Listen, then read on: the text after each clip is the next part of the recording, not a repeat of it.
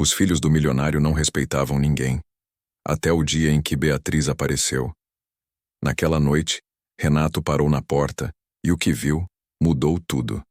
Pela primeira vez, os dois filhos estavam sentados à mesa, mãos unidas, em silêncio, orando ao lado da nova funcionária. Beatriz chegou naquela casa numa segunda-feira cedo, com uma bolsa simples no ombro, o uniforme dobrado dentro e uma postura firme, de quem não precisava provar nada para ninguém. Renato abriu a porta, esperando mais uma que duraria 2 semanas, como todas as outras. Mas encontrou uma mulher de 26 anos, olhar direto, voz segura, que disse sem rodeios: "Eu sei trabalhar. E sei lidar com crianças. Se me der uma chance, eu mostro." Ele deixou entrar. Não por acreditar, mas por cansaço. E porque havia algo nela que não pedia. Afirmava. E ele não estava acostumado com isso. Renato tinha 42 anos, uma mansão enorme, empresas no nome, agenda lotada, e 2 filhos de 10 anos que transformaram a casa em caos desde que a mãe foi embora há 3 anos. Giovanna saiu numa noite comum e nunca mais voltou. Sem explicação, sem aviso. Té e Caio cresceram vendo o pai ausente, trabalhando sem parar, enquanto babás e faxineiras vinham e iam embora rapidamente. Eles jogavam comida no chão, escondiam objetos, desafiavam qualquer adulto.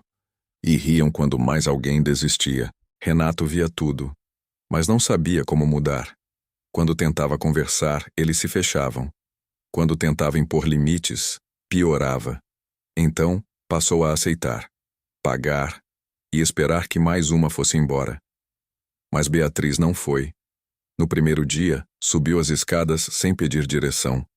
Encontrou os dois no quarto rodeados de bagunça e com aquele olhar típico de quem já sabia como afastar mais uma pessoa. Ela apenas entrou, olhou tudo e disse com calma: "Vocês podem me dizer seus nomes primeiro?" Té respondeu desconfiado. Caio ficou quieto. Ela apenas disse: "Tudo bem. Quando quiser, você me conta." E começou a arrumar o quarto. Sem reclamar. Sem julgar. Eles esperaram a mudança, o momento em que ela perderia a paciência. Mas isso não aconteceu. 15 minutos depois, desceram juntos. Beatriz disse: "O almoço fica pronto em 40 minutos. O senhor vai comer em casa hoje?" Renato olhou e não reconheceu a cena. Té com a camisa ajeitada, Caio com o cabelo penteado, quietos, como se sempre fossem assim. Ele nem conseguiu responder direito. Nos dias seguintes, a casa começou a mudar. Lentamente. Cozinha limpa, mesa organizada, crianças indo para a escola sem discussão. Beatriz não gritava, não ameaçava, não reclamava. Ela apenas fazia. Quando os meninos testavam limites, ela dizia: "Isso não funciona comigo, mas se quiserem me contar o que estão sentindo, eu estou aqui." Eles não respondiam, mas paravam. E isso já era novo. Numa noite, Renato encontrou Beatriz com um caderno. "Receitas", ela disse. "Té falou que gosta de frango com quiabo. Estou aprendendo a fazer do jeito certo."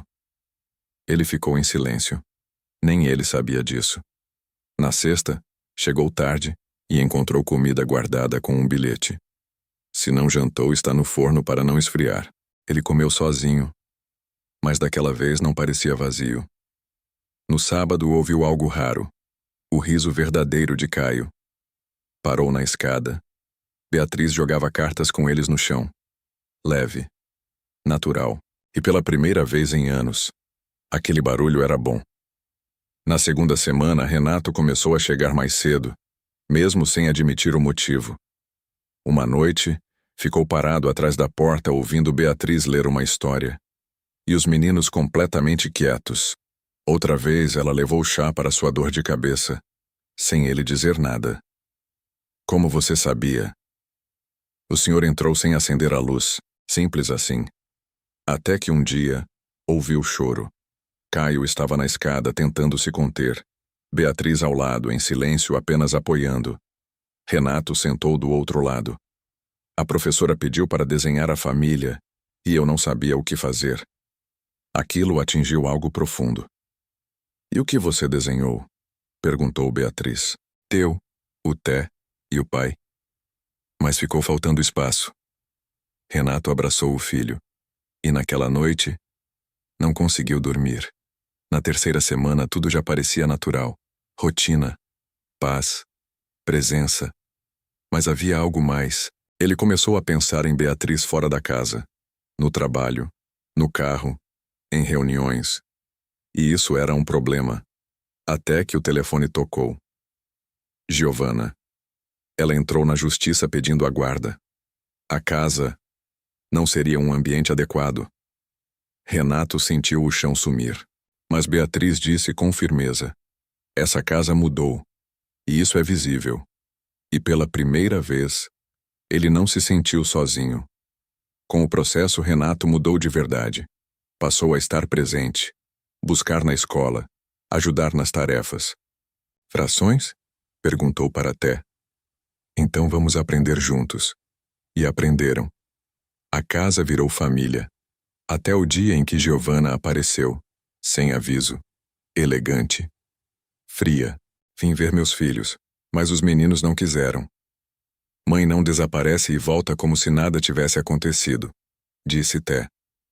Caio completou. Eu nem lembro mais como era antes. Giovana percebeu, já não pertencia ali, e foi embora. No dia da audiência tudo ficou claro. Renato assumiu seus erros. Mostrou sua mudança. Giovana não sabia detalhes básicos dos filhos. E isso falou mais alto que qualquer argumento. Té disse: eu só quero ficar onde eu sei que alguém vai estar. Caio disse: lá em casa eu consigo dormir. Beatriz falou pouco, mas com verdade. E foi o suficiente. A guarda ficou com Renato. Quando ele contou, os meninos choraram de alívio. E naquela noite, jantaram juntos. Sem luxo, sem exagero. Só presença. Mais tarde, no quintal, Renato disse: eu ainda sinto. Beatriz respondeu: eu sei. Quero fazer isso direito com você. Ela olhou para ele e disse: eu fico. O beijo veio tranquilo, como algo que já existia, e os meninos já sabiam. Meses depois, tudo se firmou. Giovana voltou aos poucos. Renato desacelerou. Os meninos cresceram seguros. E Beatriz construiu seu próprio caminho. 1 ano depois, a mesa estava cheia outra vez. Mas agora havia algo diferente. Não era riqueza. Era permanência. Era escolha. Era família. E foi assim que aquela mulher que entrou com uma bolsa simples mostrou que o verdadeiro valor de uma casa nunca esteve no dinheiro, mas em quem decide ficar. Se você gostou dessa história, se inscreva no canal e compartilhe com seus amigos. E me conta, de onde você está ouvindo?